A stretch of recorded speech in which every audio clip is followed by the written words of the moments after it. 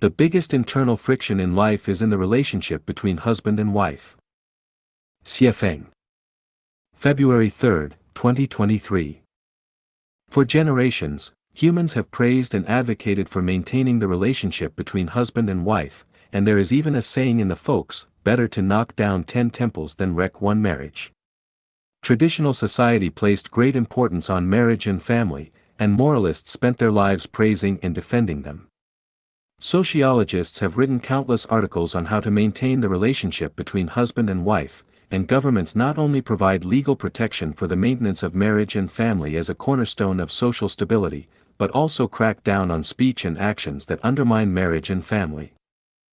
I have never doubted that there are very happy marriages in the world, just as I have never doubted that ironclad orchids can grow on trees. I also long for the kind of relationship between husband and wife where they have known each other since childhood and grow old together, loving each other for a lifetime and staying together for generations. However, the practical experience and reality of human society for thousands of years tell us that the relationship between husband and wife is the most time-consuming and energy-consuming relationship in all human relationships, and one of the main factors that prevents people from fully realizing their potential. Among all productive forces, the greatest creator is the first productive force, that is, the regenerative capacity of natural resources.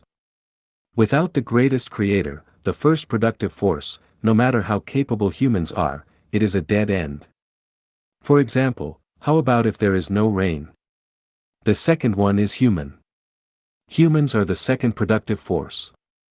When a person's production capacity is consumed on matters completely unrelated to creation, such as maintaining relationships between people, it is the greatest repression and destruction of productivity.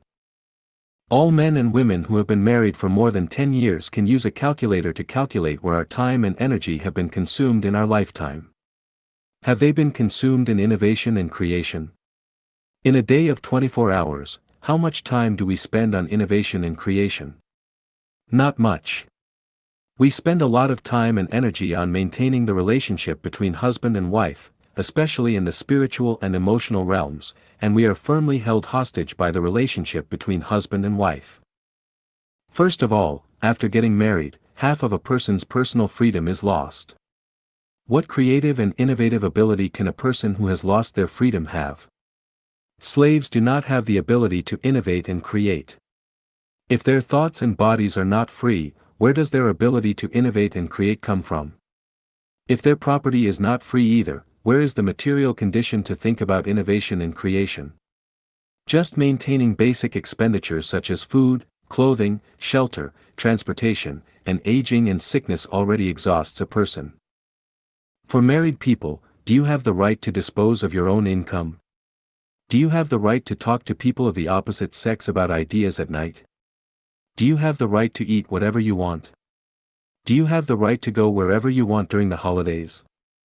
If you suddenly get inspiration, do you have the right to turn on the lights and open your computer to type on the keyboard at midnight? Do you have the right to travel alone?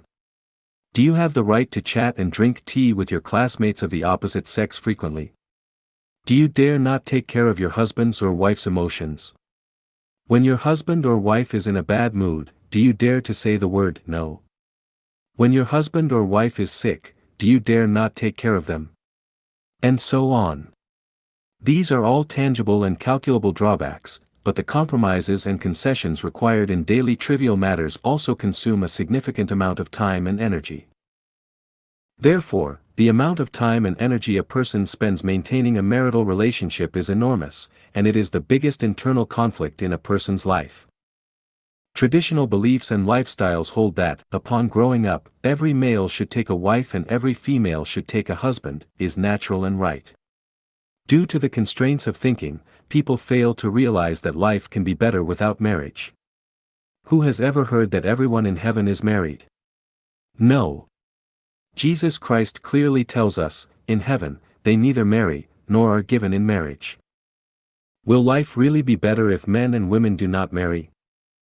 Of course, it cannot be said that not marrying is 10,000 times better than getting married, but it can at least be said that it can be 10 times better. We have experimented on this earth for more than 10 years, and it is a 100% successful experience. Therefore, men and women, if you do not want to get married, then go to the second home created by Lifechanyuan. Divorced men and women, if you do not want to remarry, then go to the second home created by Lifechanyuan. Life in the second home is definitely 10 times better than life after marriage. Perhaps you have a series of questions, such as who will do the housework? Can we have children? Is there freedom in male-female relationships? What if we get sick or old? I want to tell you that I have thought about all your questions, and there is a perfect program to solve them. Stop getting married. Do not waste the majority of your life's time and energy on maintaining special relationships, and don't consume your wisdom and energy chasing after money and status. Go to the second home, and you will be moved to tears in the end.